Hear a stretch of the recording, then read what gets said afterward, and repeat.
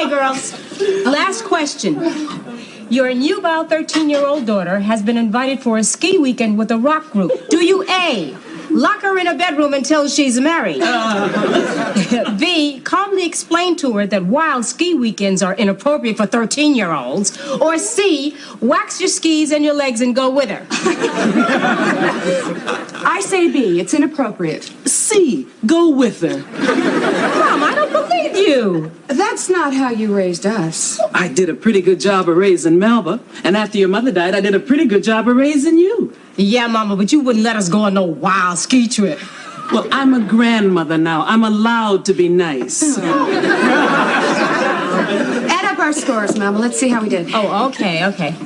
Now, on the How Do You Rate as a Mother quiz, you and I each got a 92. All right. Look what it says. It says, congratulations, you would make an ideal mother for any child.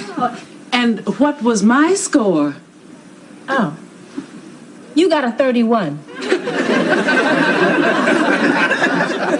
It says, if you really need to hear the pitter-patter of little feet, buy yourself a chihuahua. It looks like you flunked, Mama. Flunk nothing. Give me that stupid magazine. I saw a spider in the shower.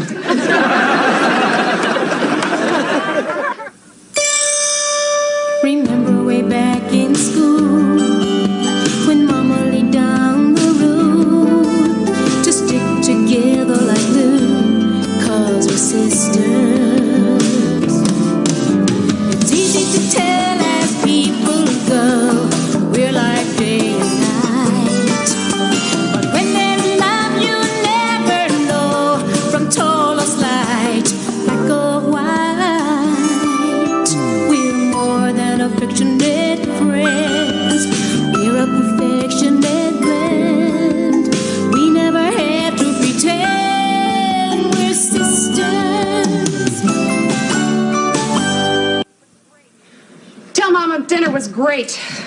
Now I've got to go home and count how many calories I've racked up. Oh, gee, it's too bad you can't stay until Tracy gets back from visiting her father. I can stay. And I know how you must feel. Your daughter's taken away from you every other weekend. Susan. You're not a family anymore. The guilt over a failed marriage. Susan, I'm just fine. Now, Carl and I have a very amicable divorce. It's only been 6 months. Tracy is adjusting beautifully. Too bad you're not. Hi, Mom! Hi, sweetie. Hi, darling. Give Mommy a hug. Oh, my goodness. Somebody looks like they had a great time with their daddy this weekend. We went everywhere. To the zoo on Saturday, a movie Saturday night, and this morning, Valerie and I went roller skating in the park. Wow, I'm worn out just hearing about it. Mom, can I have a pair of red leather skates like Valerie has? There's nothing wrong with the skates you already have. Yeah, except they're not red or leather. Mom, we could get a pair of Bloomingdale's with Grandma's employee discount. Oh, darling, discount doesn't mean free. Besides, I can't always buy you everything your friends have, you know.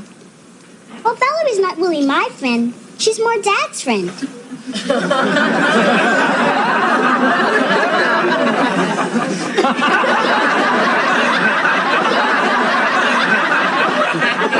Dad's friend? Yeah, she's nice and really pretty. Did you know Dad had a nice and really pretty friend? No, I'm just as delightfully surprised as you are. Tracy, honey, why don't you sit down and tell Mommy about Valerie? Well, Dad put her in charge of the whole weekend. Really? The whole weekend? Yeah, she put us in something called an itinerary. That means we had to do everything at a certain time. We went to the zoo at a certain time. We took our naps at a certain time. Hold it. Now, who was taking naps and where? Oh, what am I saying? Everything I'm thinking. Tracy, why don't you let Grandma know you're home? She can help you unpack your bag. Do I have to? No, stick around. I want to hear all the dirt. Go unpack. And then later I'll come in and I'll read you a bedtime story. Okay, but no more Harold Robbins. I can't believe it. Carl is involved with another woman. Well, Susan, it's not that big a deal. Not that big a deal. The man that I loved and worshipped for over 10 years suddenly takes up with a woman who's young enough to roller skate, and you say it's no big deal? Well, Susan, you... The man I shared holidays and birthdays with, not to mention a wedding. I had seen his only child take her first step, lose her first tooth. Susan, he was my husband. Oh, twist the knife a little more, why don't you? Susan, I know you're fond of Carl, and so was I, but he's a single man now. He can date whomever he pleases. Even trash. I haven't seen you this upset since Bruce Springsteen got married. Melba, aren't you even the least bit curious to find out more about this homewrecker? No, I really don't care who she is. Sure you do. Nobody's this mature. I think we should run a make on this broad. Susan, read my lips. N-O, no. I do not want to run a make on her. I do not care that she's seen Carl. But most of all, I do not care to have this conversation with you, okay? Okay. I get the message. Good. You just need time to come to terms with your natural feminine curiosity. Just remember, when you finally do, I'll be here for you. Good. With the fingerprinting kit. Honestly, Susan, I have more important things to do. Like what? Like trying to believe everything I just told you.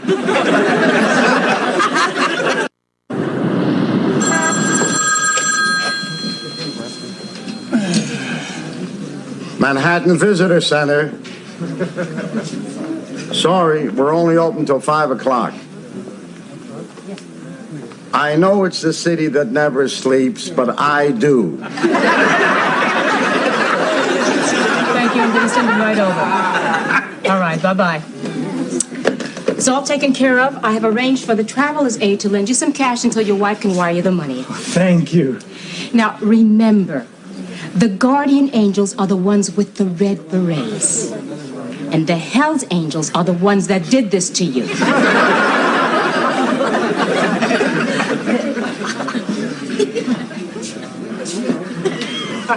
Don't you have anything on walking tours of the city? A walking tour? Do you know how filthy it is outside? You walk across the street, you have to throw your shoes away. I don't know why you'd even go outside, unless you enjoy running away from muggers and people with purple mohawks. Not that my granddaughter is a bad person.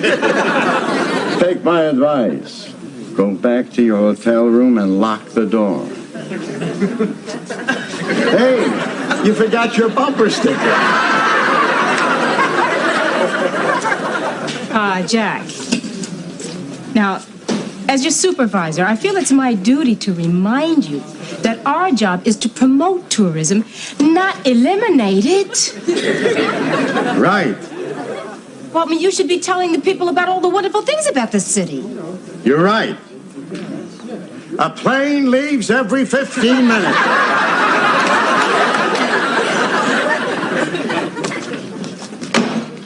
Hi, boss. Gil, you back already? But I got those Knicks tickets you wanted for your VIPs. Well, that's impossible. The game's sold out. How'd you do it? Well, first I buy an apple, but I don't eat it. Instead, I walk it over to the Plaza Hotel where I got this friend, Arnie. Oh, well, Arnie gave you the tickets? No. Arnie's been driving a buggy around the park for years. He's got no family, but he's crazy about his horse. So I slipped the nag an apple. Arnie gets so touched he offers me a free ride, but I don't take it. Instead, I trade it to Laura, you know, the cute little florist at the Waldorf, for a dozen roses. Oh, roses. Right, red roses. So now I take the buds over to the Copa and see Larry. You know Larry, the doorman. Oh, well, not intimately. Now, I know it's Larry's anniversary. I also know he's going to forget. So I jar his memory a little bit. I slip him the long stems. He's so grateful he counts me 2 passes to the Late Show. Arnie gave you the tickets? No, you see where I'm going? I don't even see where you've been. You know my friend Erwin? No, but I got a feeling you're going to tell me about him. Okay, he's a chauffeur. You know, he drives a limo. Now, check it out. Irwin's girlfriend, Donna, really digs the Copa. She still thinks it's like some big deal. So being the nice guy that I am, I turn Irwin on to the Copa passes for Donna. Donna gave you the tickets, right? No. Donna went to the Copa with Irwin. See, Irwin's been driving around the mother of one of the Knicks. She gets floor seats for all the home games, but tonight, she plays bingo. So she gave her tickets to Irwin. Irwin laid the tickets on me, and I'm laying them on you. Thank you, Gil.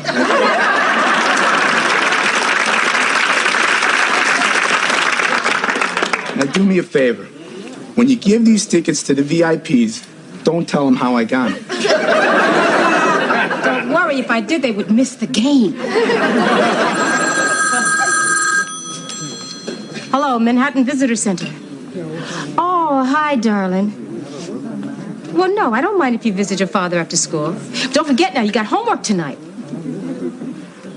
Oh, Valerie will help you with your homework. No, you may not sleep over. I don't care if everybody else is. You tell your daddy I want you home at 8:30 sharp. Bye. Who's Valerie? Oh, my ex-husband's new girlfriend. I think it's serious. Well, now, wait a minute, Melba. Serious to a man and serious to a woman are two different things.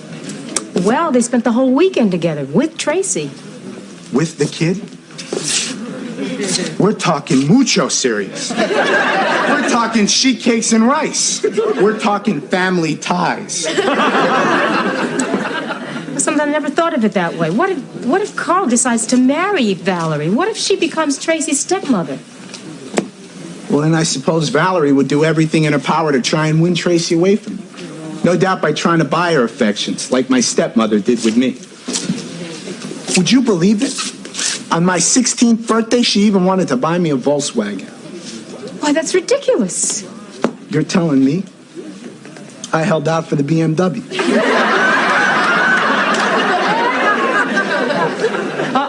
Don't worry. I know better than to look to you for a word of encouragement. I wish I could give you one. My heart goes out to you, Melba. But I don't know much about the plight of divorced parents. Mine, unfortunately, chose to stay married. Who was it that said life was difficult? Not me. I've been too busy singing. Well, before you know it, Valerie will be the one she calls from college to say she wants a new ski suit and lip quencher. Think of all the money you'll save. Honey, I hate to say this, but I think there's a lot more that's bothering you besides Valerie's relationship with Tracy. Well, like what? Like Valerie's relationship with Carl. Carl and I are divorced, so why should it bother me if he's fallen for another woman? Because you haven't fallen for another man. Well, that's because I've been very involved with a very satisfying career. Oh, that's true. But tell me, how warm does your job keep you at night?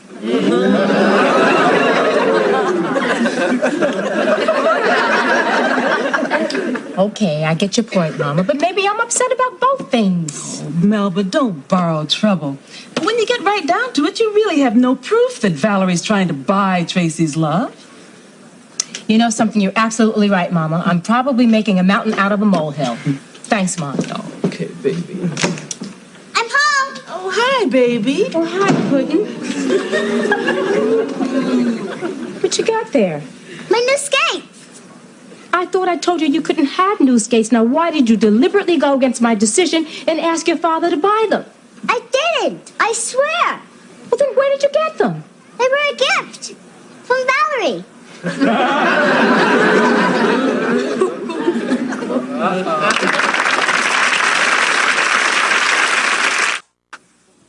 Melba, you really don't know anything about this woman. You're right, Mama. I need to talk to Carl. I'm going to call him right now. I'm going to tell him that Valerie is undermining my relationship with my daughter, and then he's going to know exactly how insecure and threatened I feel. Melba. Mom, it's not fair. Her relationship with Tracy's only about their having fun together. I mean, she never has to say, go to bed, brush your teeth, no red skates. No wonder Tracy loves her more than me. Melba, don't be crazy. How could Tracy ever love that woman more than she loves her own mother? Well, children are fickle, Mama. They don't care about all the times you nursed them through the flu or bandaged their knee or yelled at the teacher when she didn't step in and stop the school bully from stealing their lunch. Mama, all kids remember and care about is who gave them what and when. You weren't that kind of child. You were thoughtful and gracious and understanding. Yeah, that's how come I always got my lunch stolen.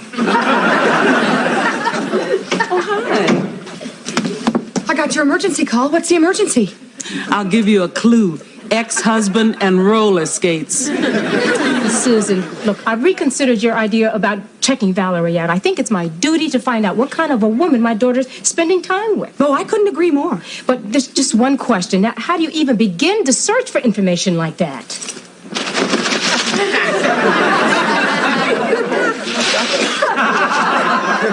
Full name, Valerie Diane Hughes.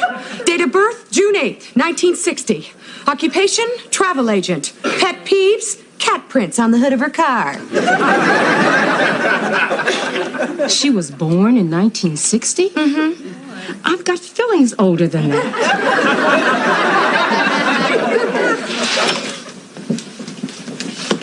I don't think this is the right thing to do, Susan. What's wrong now? I got a half hour. I got to get back to the office. Melba, you're the boss. When you get back to the office, you can fire yourself, okay? Now, let's review. I am Felice, and you are Marcia. Two incredibly active Cosmo girls looking for the wildest and craziest getaway on Earth. Now, you really think that based on the kind of vacation Valerie suggests, we'll be able to tell exactly what she's like? I guarantee you she'll show her true colors. And my guess is they're shades of hot pink.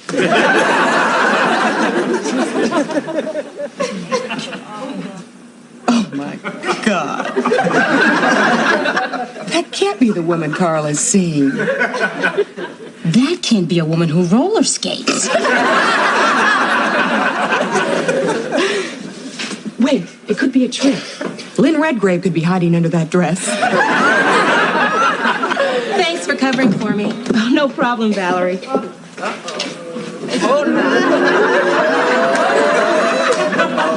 She's gorgeous. I hate her. May I help you, ladies? We're not ladies. We're women. Real women. Well, I'm qualified to help those too. Got a cigarette? I'm sorry, I don't smoke. Sure. I beg your pardon? Felice. Okay. We can discuss physical addictions later. My friend Felice and I would like to know what you have in the way of singles vacations. You know, fun, sun, writhing, romping. The kind of vacation where the only thing you pack are pillows and whipped cream. Would you excuse us for just a moment? Yo, Felipe! You're making us sound like we just jumped over the wall of a convent. All right, I'll tone it down a little. Sorry about the outburst. You can see how badly we need a vacation. Now then, where would you go to have some fun? Well, that depends on what you mean by fun. Oh, you know, a place where you go where you can just lie down and be yourself? With everybody.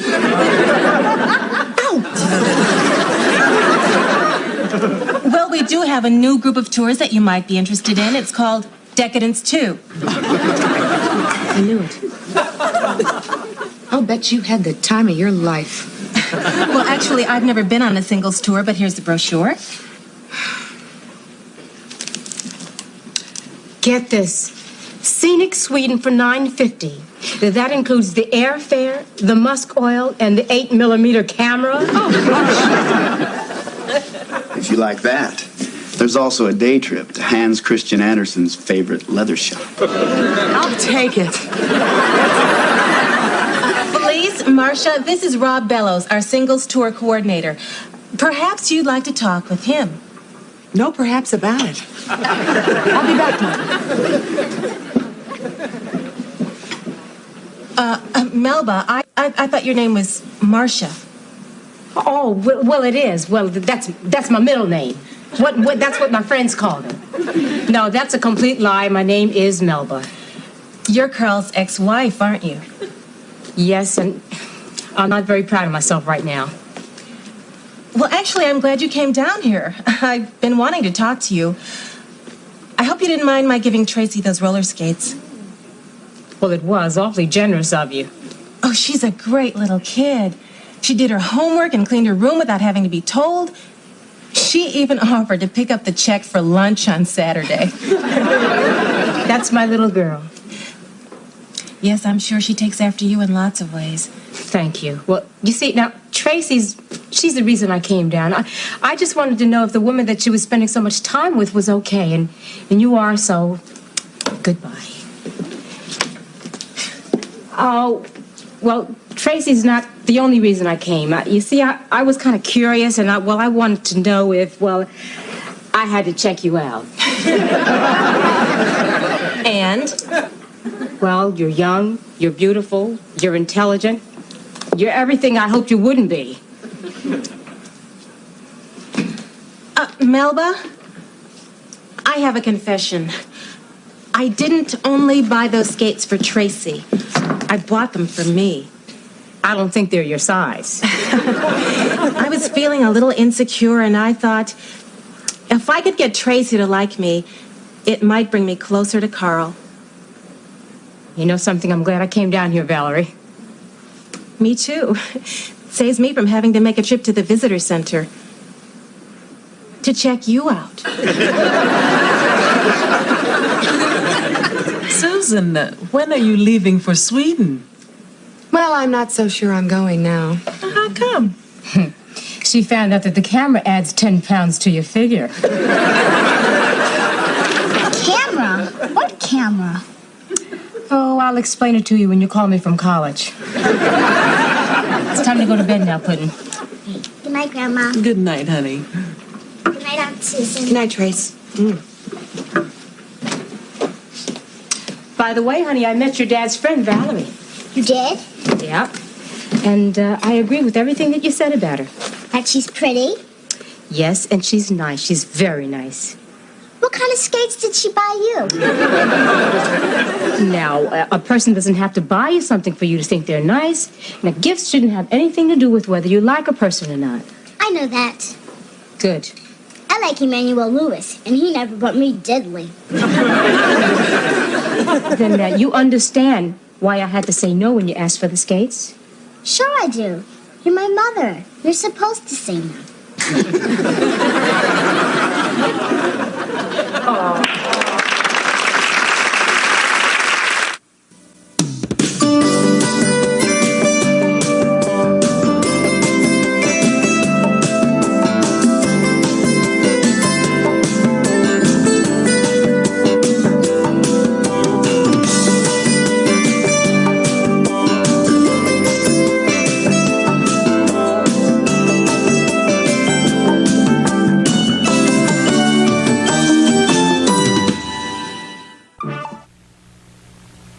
Oh, Lucy, I just got Fred's Christmas present. A Schaefer snorkel pen. You know, the one you fill without getting in the ink. No, I mean the pen doesn't get in the ink. Only the little tube does. That's why they call it a snorkel pen. You just twist the little knob and a special filling tube comes out and it drinks up the ink. Not even Fred could get his hands messy with this pen.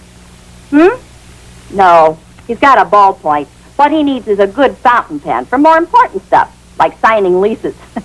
That's why I got him the Schaefer white dot pen.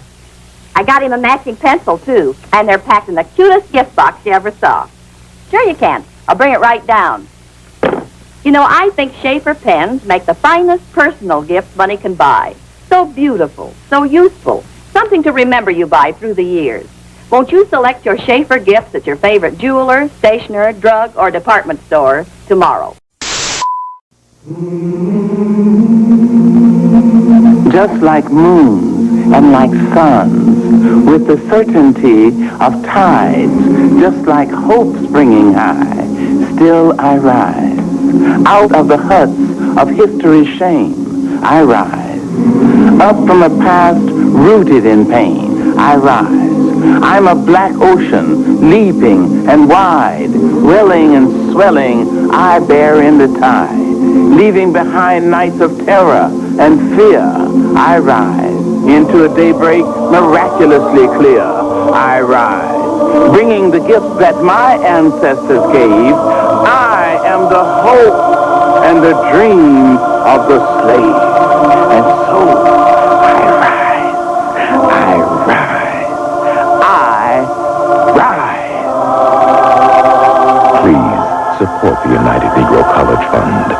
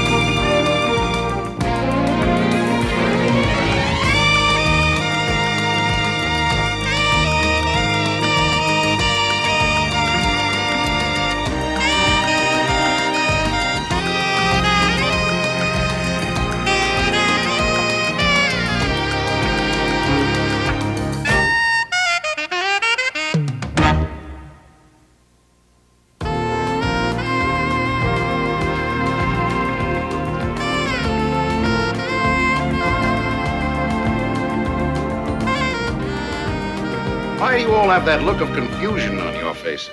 As I see it, the problem is fairly basic. Our audience has become confused. Then let's get a new audience. Excuse me? If they can't keep up, who needs them, right? Jane. Yes, sir. He'll listen to you. Tell him to speak only when spoken to. Larry, the sooner that you let Mr. Gordon finish, the sooner we'll all get out of here. Thank you, Jane. Don't stand behind me, Larry.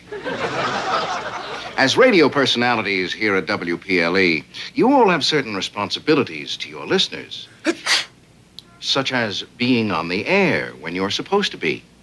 Recently, however, due to colds, sore throats, minor aches and pains, etc., many of you have found it necessary to switch time slots with your co-workers, which I foolishly agreed to. Watch it. You know, Mr. Gordon, in all fairness, it is the cold and flu season. Nobody mentioned fairness, Jane. We're talking business. From now on, there will be no substitutions or alterations in scheduling of any kind, except in the case of a national emergency or a death, either your own or that of a close relative. But if you die, do we get the day off? If I go, I'm taking you with me, Larry. Have a nice day. Jane, can I speak to you for a minute? Sure. Larry, you've been dismissed. Isn't there any food? Get out, Larry. Isn't there usually food? Get out, Larry. What a jip. Mr. Gordon, my sister is waiting in my office. Do you mind if I just call her and tell her I'm going to be a little late? This won't take long, Jane. I just didn't want to say anything in front of the others. The station has purchased a table at Saturday night's Broadcasters Association dinner, and I thought perhaps you and a guest might like to join us. Wasn't that nice? Thank you very much. It's our annual roast and follies. The entertainment gets a little risque, but I thought you might like it anyway. I think I can handle it. Oh, Mr. Gordon, can I bring my sister? You can't get a date, Jane? No, Mr. Gordon, she's spending the week with me. Her family's away, and I just thought, you know... Oh, I see. Oh, sure, no problem. Bring your sister. Thank you. Oh, Jane. Yes, sir. Don't say anything to any of the others. The station only bought one table, and not everyone can go. I'm sure if you told them, they'd understand. I don't like most of them anyway, Jane. Well, I wouldn't tell them that.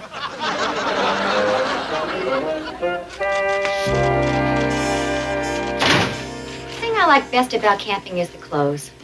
So I don't go because it ruins them. Well, the only reason I even considered going camping with Charlie and the kids is because I hate being left alone in the house. Don't you have a dog? Mm-hmm. She goes with them. Luckily, you have a sister. with a wonderful apartment in New York. I bet you two are going to have a ball. Oh, we will. Hi, Jill. I'm sorry I'm late. Oh, no problem. Loretta and I were just discussing our mutual disdain for camping and the outdoor life. Yeah, which means if you can avoid it, why sleep on dirt? How was your meeting? Silly. Jim Gordon invited us to the Broadcasters' Follies at El Morocco Saturday night. Oh, that's sweet. Yeah. Oh, listen, Loretta, don't mention that to anyone. I think it's supposed to be a secret. Boss, you've got a stack of letters to sign. You have to proofread the column. She will do that tomorrow. Tonight, we are having fun. You're right. Let's get out of here. Janie, don't forget your coat. You see how my big sister takes care of me?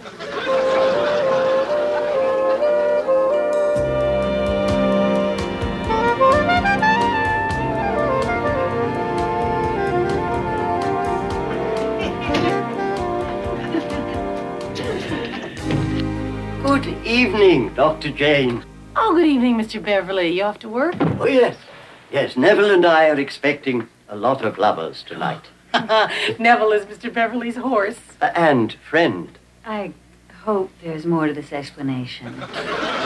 Mr. Beverly drives a handsome cab in Central Park. Oh, how wonderful. Yes, and now that this pretty young woman knows so much about me, I should like to know who she is.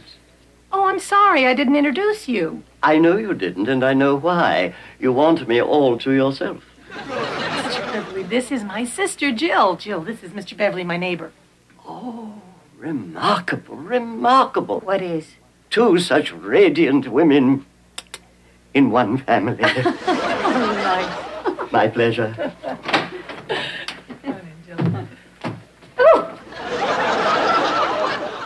Night, Mr. Beverly. Good night, Dr. Jane. And sister. I love that old suit.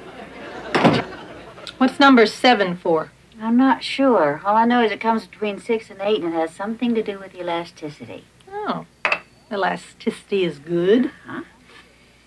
Smells funny. What's in it? Ambergris. Ambergris? Mm-hmm. What's that? Whale spit. That's what they said at the shop. God knows it cost enough. It should. Must be hard teaching whales to spit. I'm so glad I'm here. Charlie won't let me wear it to bed. He says it smells up the pillow. You're going to wear that stuff to bed? Well, I was hoping to. Do you mind? You promised to stay away from my pillow. I promise. Jill, you promised. Well, this isn't your pillow, Janie. It was when I got up this morning. Oh, honey, look. Do you mind if I sleep on this side? I've been sleeping on this side for 15 years. That's Charlie's side. Well, I just wouldn't be able to sleep a wink if I changed now. Jill, I always sleep on this side, too. Janie, you sleep alone in this bed. There are no sides. Okay. Well, I have to move the phone and the alarm now, look, clock. I do not mind answering the phone, and don't worry about the alarm. I will wake you up in the morning. Now, you stop spoiling me. No, come on.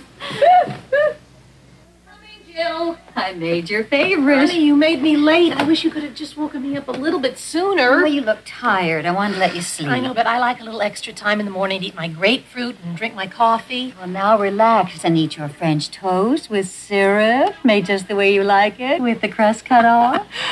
I haven't had this in ages. You must miss it. I do, but, it's one of those little sacrifices we women over 30 have to make for our figures. Aren't you eating anything? Oh, I ate already. What? The grapefruit. I'm older than you are. Sacrifice is my life. Please eat it for me. Oh, very well, but I'll make a fuss. Syrup? Oh, I shouldn't have French toast without syrup, certainly.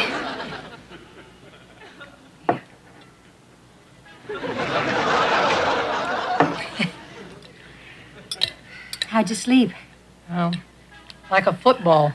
You kick in your sleep? Oh, only when I'm in a strange bed. That's interesting. I don't think I ever came across anything quite like that before. Janie, you are eating much too fast. You're going to get the hiccups. Oh, I'm late, but this was delicious. I have to go. Well, I'm going to go, too. I'm going to hit 4 museums today. I'll drop you off in a cab. Oh, really, Jill? Much faster if I get my own cab. Janie, it is my pleasure. Now just go brush your teeth, and then we'll go. Okay.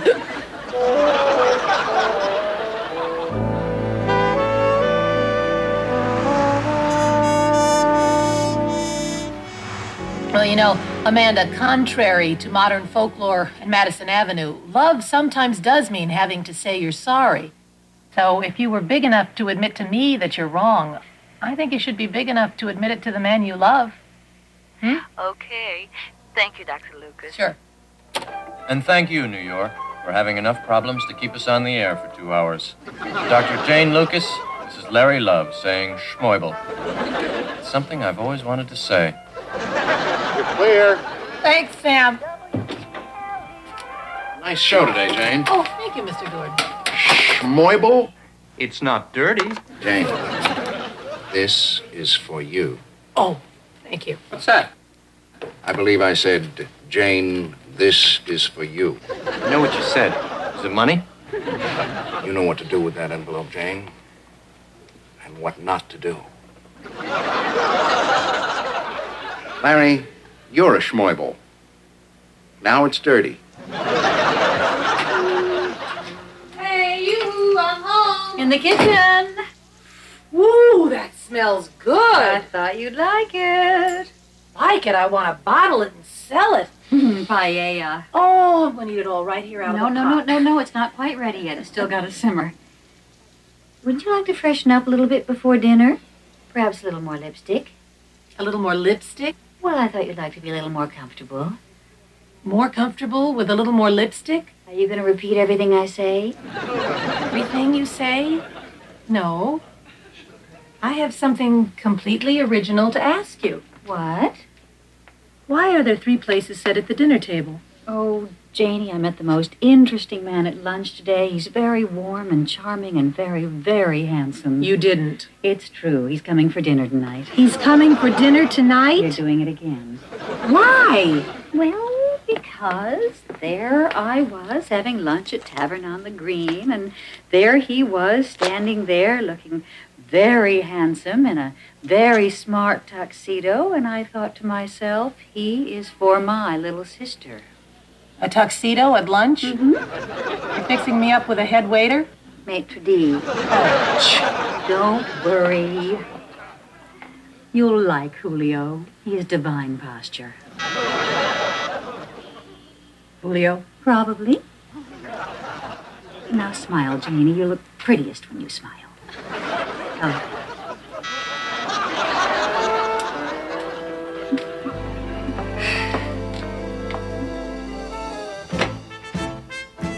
Oh, you must be Julio. Sí, señorita. Buenas noches. Dos chicas muy bellas, un apartamento muy lindo. Qué suerte. Julio doesn't speak English, Jill? Only if you have reservations. Good, because I have a few choice words for you I'd be embarrassed to say in front of a stranger. Well, dinner is served.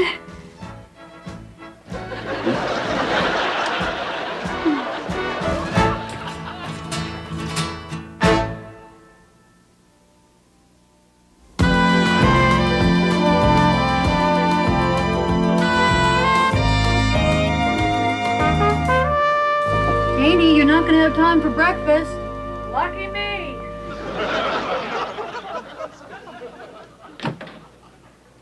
Jill, where's the bathroom scale? I hid it. I think you're more concerned with your weight than your health. I'm having trouble fitting into anything in my closet, Jill. Yes, I am concerned. And a little grumpy. And did we get up on the wrong side of the bed this morning? I've been getting up on the wrong side of the bed for the past 5 mornings, Jill. Yes, I am a little grumpy. Well, you're going to feel much better after you've had your French toast. Jill, don't you know how to make anything under 500 calories? Oh, come on, Jane.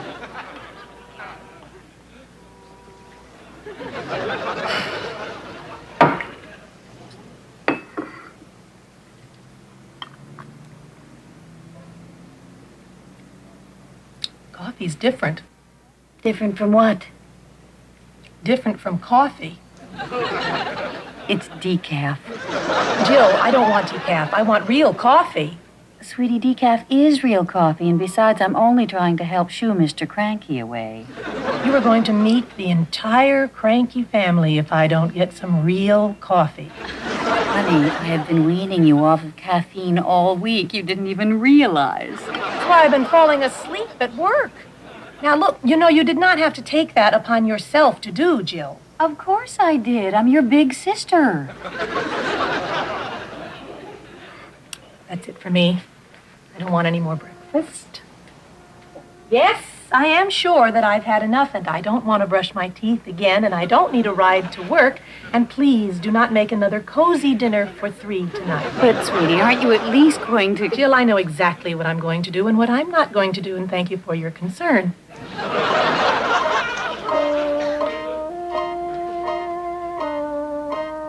I'm going to wear shoes today. Lunchtime, boss. Thanks, honey. Just put it down right there.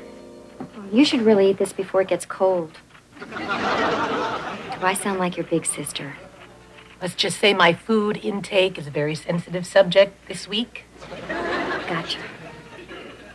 Oh, by the way, a man named Julio called. Julio is another sensitive subject. Gotcha, boss. Well, guess I'll let you get back to work. I'm gonna have some lunch now. Would you like some coffee before I go? Another sensitive subject. Gotcha. Well, this is our last night, Janie Jane. I know, Jilly Jill. I'm excited about the dinner tonight. Is it really going to be as risque as they say? Well, I think so. You know, for years it was a stag, but they've toned it down some since they were forced to include women. Should be fun, though. What do you think? Which shoe don't you like? The dress. Are you sure you want to wear that? I was. What don't you like about it? Color, I guess. I just don't think salmon's your color. I don't think salmon's anyone's color. It should be swimming upstream and laying eggs. Well, I like it, and I'm going to wear it anyway. Okay? Fine.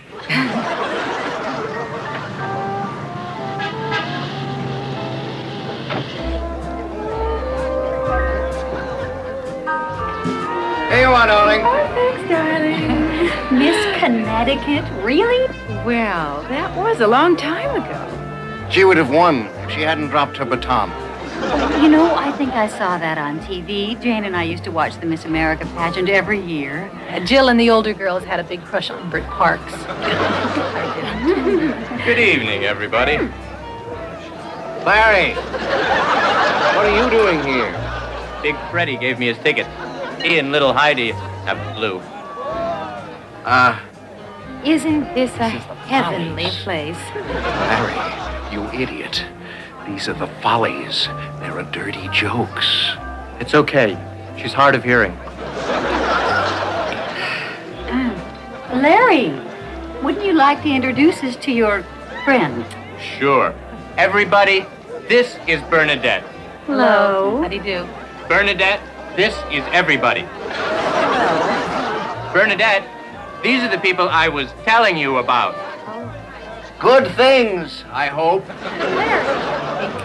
I must confess. Harry, why did you bring her here? I knew that you were bringing your sister, and I didn't want you to feel self-conscious. Well, Sister Bernadette, it's a pleasure to meet you. This is Sister Jill. Hello.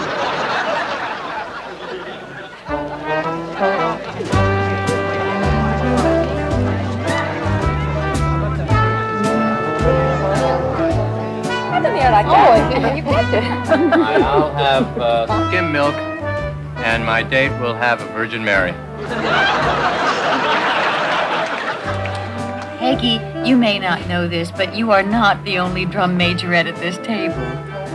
Jill, did you used to twirl the old baton? Oh, you think I'm talking about myself? No, I'm talking about our little Janie. Jill, please, I don't think now that I've embarrassed her. She doesn't like it when I brag about her accomplishments. No, I just don't like it when you call me little Janie.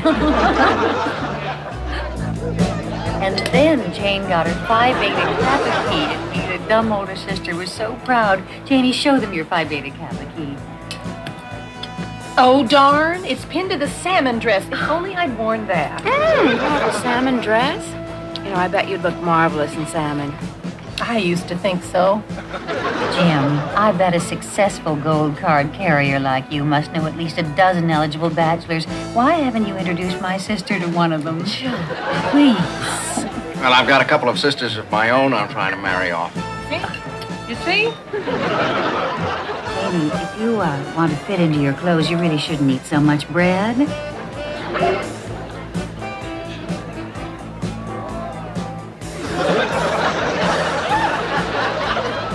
Oh, excuse me, please.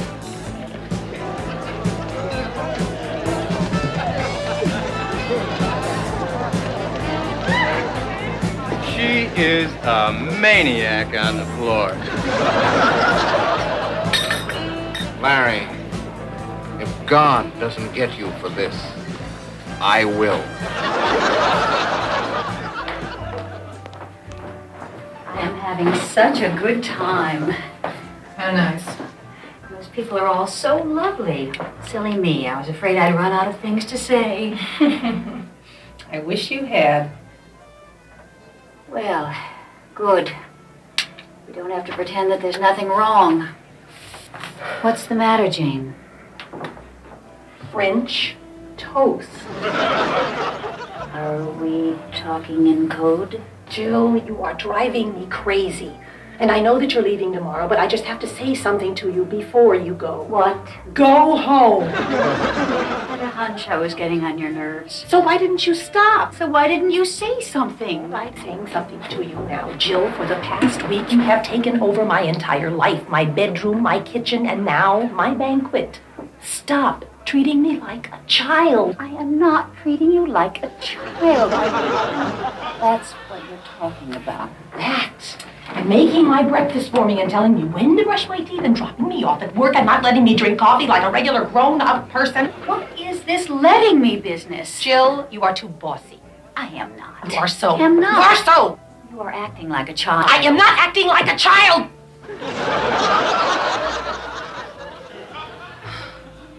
Maybe just a little. Janie, we wanted this week to be just like old times, and it is. We haven't fought like this since we were teenagers. Regression. We are a case right out of the textbooks. You know how to push all of my buttons, I push all of yours. How do we stop? Well, I think we have to find a new relationship, Jill. I mean, after a while, big sisters and little sisters become the same age. I'm sorry I ruined our visit. I'm sorry I let you. Can we go back down to dinner now? No. Not unless you promise not to let me eat any more bread. Too much bread. Oh.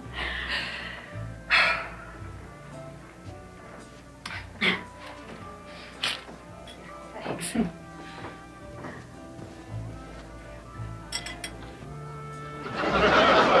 Plenty. I think we gave her her money's worth. Jilly, you're doing it again. I would like to leave the lady $1.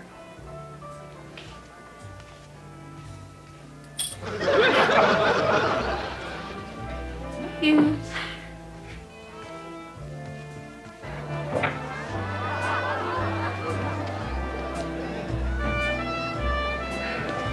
Damn, it's hot as hell down there. Promise not to tell.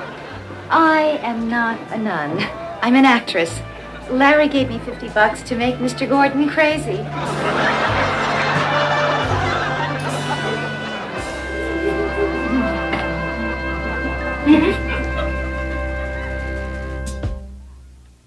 Stay on the line. We'll be right back. All right, this is the last call, see? And you better make it a good one. Go. Hi, Jane. My name is Tom. Hi, Tom. What can I do for you? My college class is having a 10th-year reunion this weekend, and I don't know whether to go or not. I'm afraid of spoiling the great memories I have. What if we've all changed? Oh, count on it, Tom. Most people change. But you'd be surprised how much relationships stay the same. Don't miss your reunion. It'll be another great memory for you to look back on. And listen, with any luck, that cute little girl that you had a crush on will still look the same. I'm bringing my wife with me. And hope that she doesn't.